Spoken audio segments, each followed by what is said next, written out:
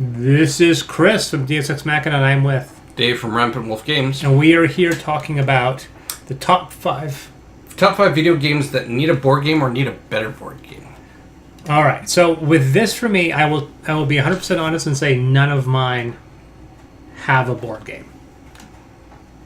Like, there's no board game. One of mine does. Okay, so this war of mine's on the list. Gotcha. Well, I was looking at it. I was going over my Steam list. Mm-hmm. And I was surprised at the number of games on my Steam list which are out in board games in some capacity. Mm-hmm.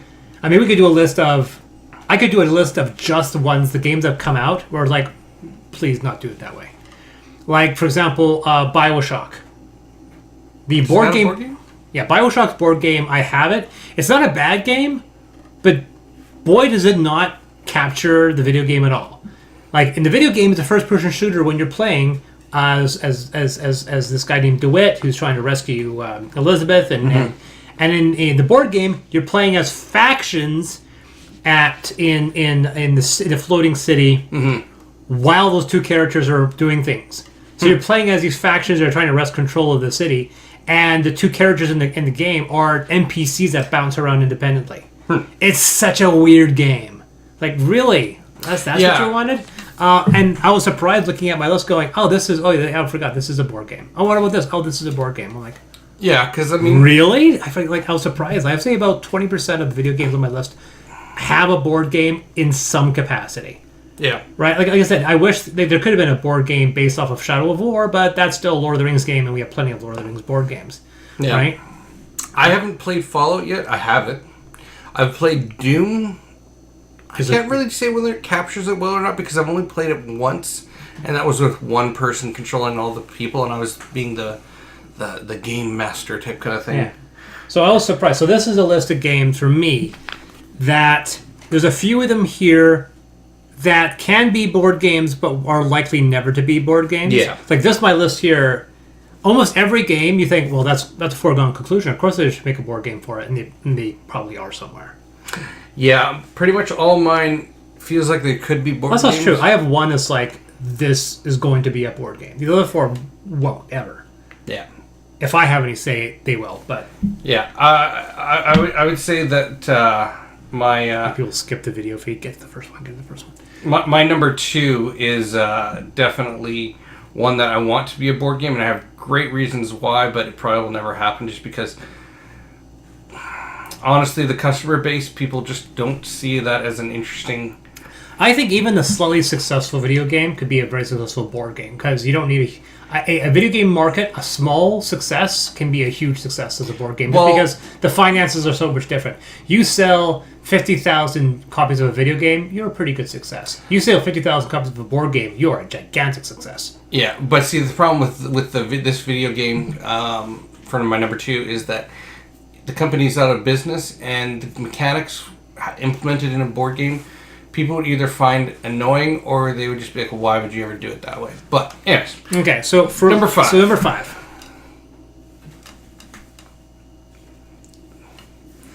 Always picks wrong. Yep. So my number 5, I envision that this game would be co-op. And the reason why I picked it is that the video game is batshit crazy. It's a game called Bulletstorm. Oh, yes. Yep. Bulletstorm was not a really successful game. No, but it got re-released recently, and they added a playable fourth character.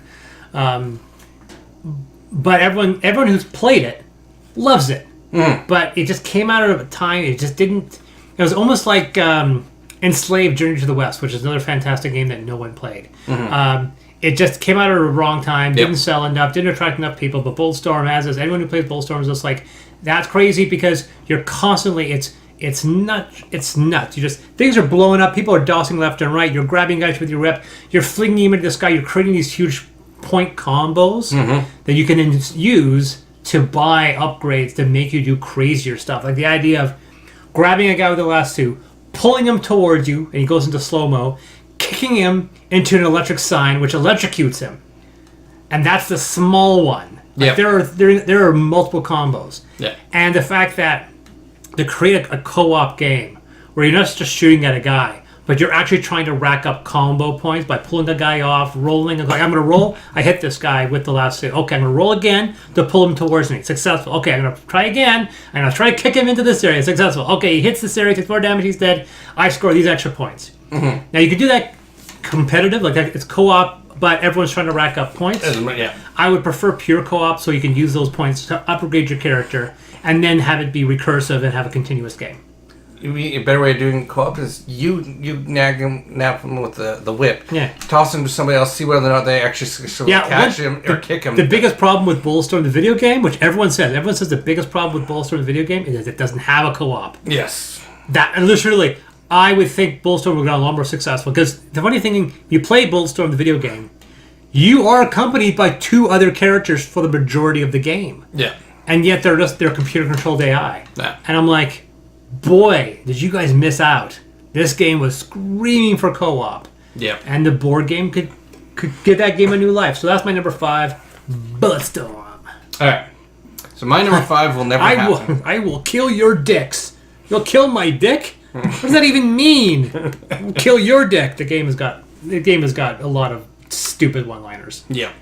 It's very much trying to tap the Snake Plissken. Yeah. Big Trouble Little China kind of Kurt Russell mentality. Go on, number 5. Number 5, Final Fantasy VII.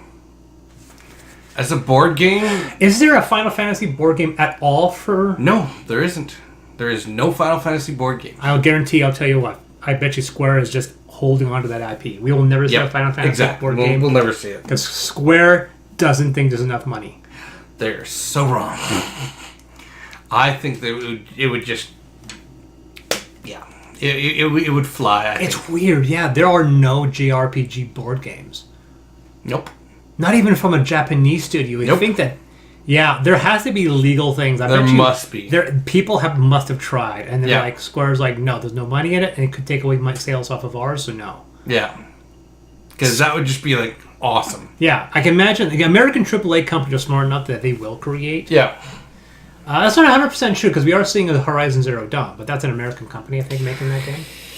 Yeah, but there's been some issues around that. We won't go into that one. But Yeah. that still being said, yeah, Final Fantasy, that seems like a foregone conclusion. If Square Enix licensed out and they made a Final Fantasy 7 or any Final Fantasy named board 7 game, would be the one that would make the most. 7 would break the internet. Yeah, because it would just... I mean, still, how many people are still, like...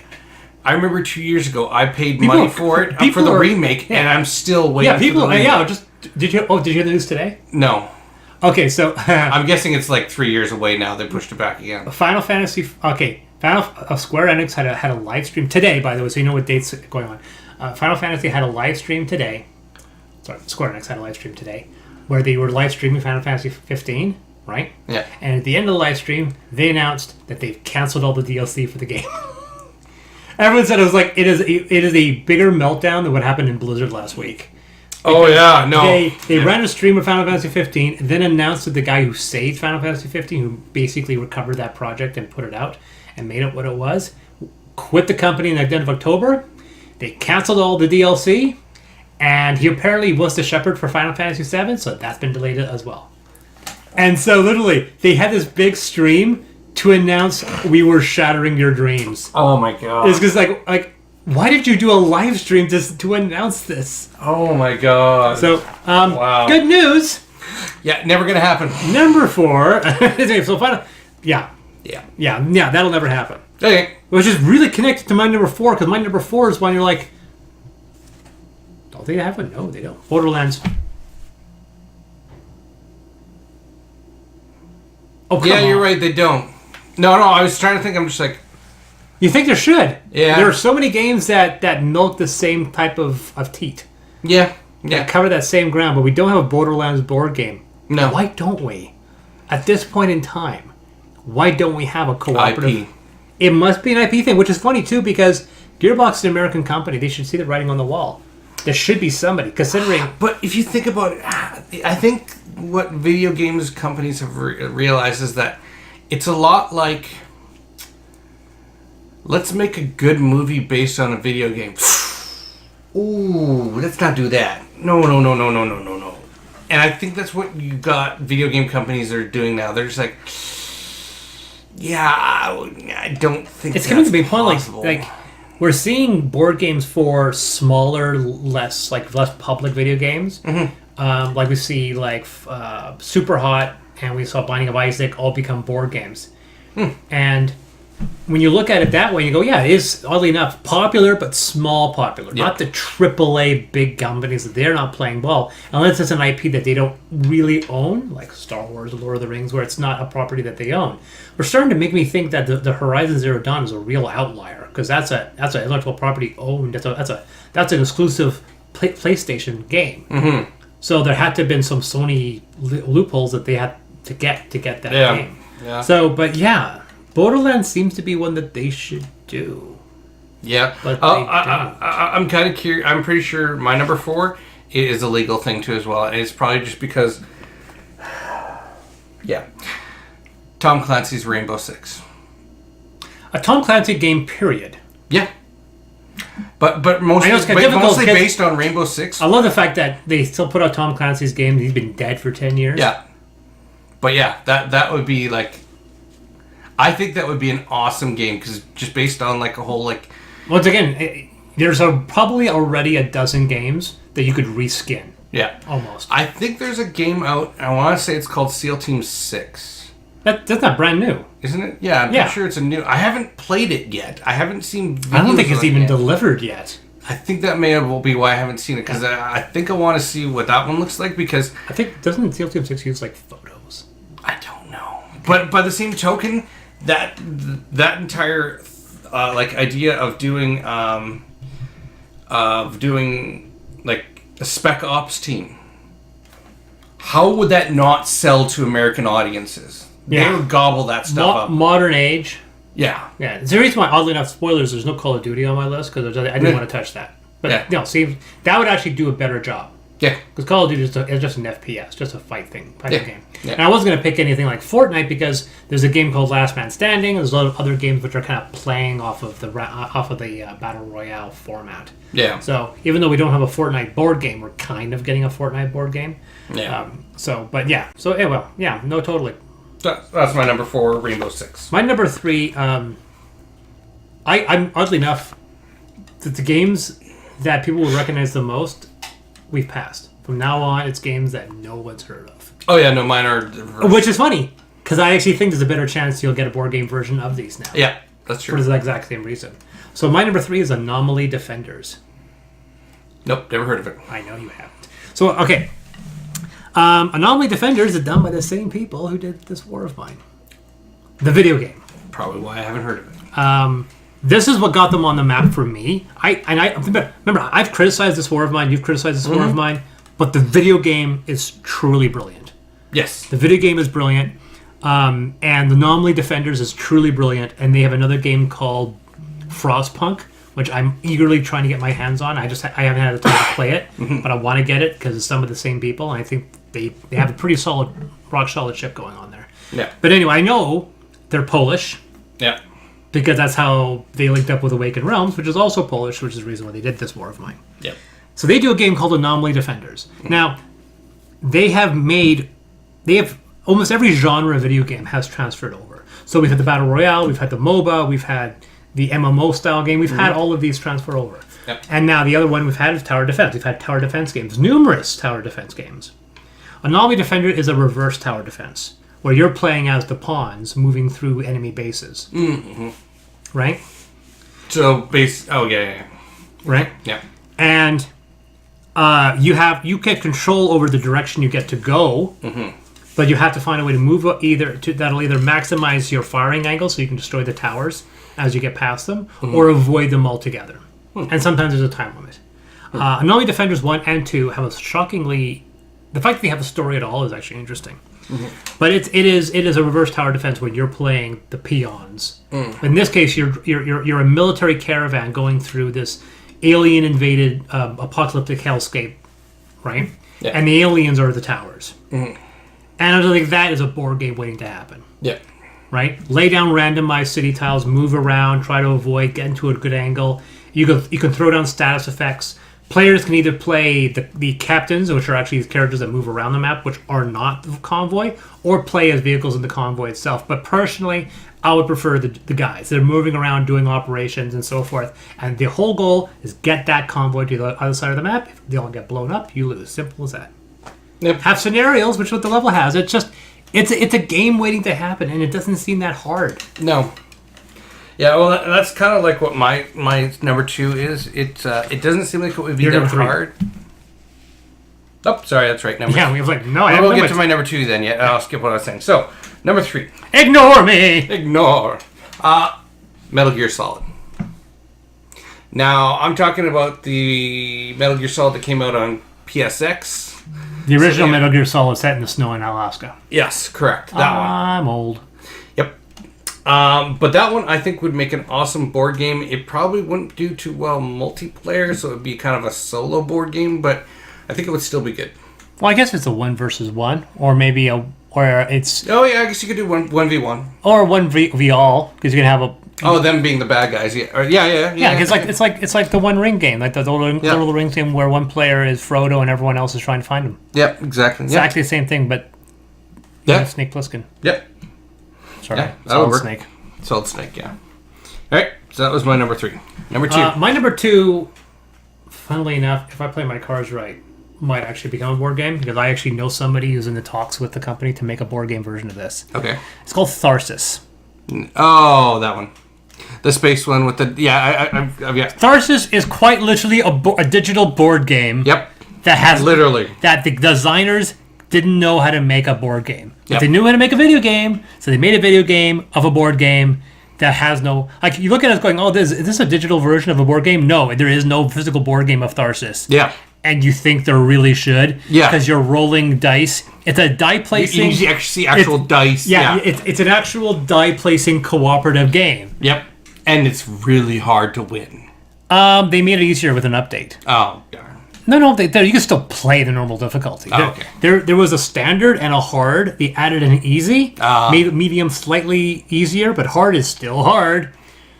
And they have scenarios as well. But the only thing you have to modify, you can't have player elimination. Take out player elimination, and the game still stands. Yeah, I think that would be an excellent one. Yeah, oddly enough, I mentioned it to another game publisher, and he was just like, holy crap, yes.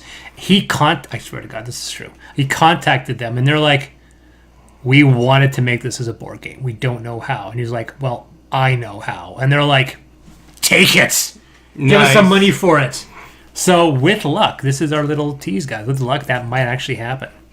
That would be I won't tell you who it is or how far it's along. I'm hoping. Yeah. I don't think I'm involved. I don't think I'm going to get involved in that project. It'd be nice. It's not mandatory. I gave it to the guy as kind of a peace offering. Because it's like, I can't do it alone. If you want me to help you, I'll help you. But he's like, oh yeah, this is solid cash. Yeah. It's not a popular...